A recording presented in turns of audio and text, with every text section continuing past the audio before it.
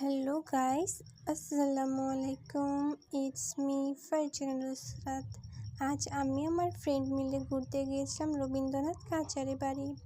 আজ আমাদের বিশ্বকবি রবীন্দ্রনাথ ঠাকুরের 164তম জন্মবার্ষিকী উপলক্ষে অনুষ্ঠানের আয়োজন করা হয়।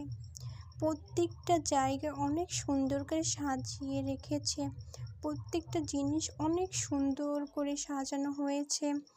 আমরা এই অনুষ্ঠানে ছোট্ট ছোট্ট মেয়েদের দেখতে পাচ্ছিলাম, সুন্দর করে শাড়ি পরেছিল। তারা নাচ, গান, কবিতা আবৃত্তি, নৃত্য সব কিছুই করবে। এই অনুষ্ঠানটি 3 দিন ধরে চলবে, 25শে বৈশাখ, 26শে বৈশাখ এবং 27শে বৈশাখ। এই অনুষ্ঠানে আমরা অনেক মজা করি, অনেক কিছু দেখতে পাই, অনেক কিছু শিখতে পারি।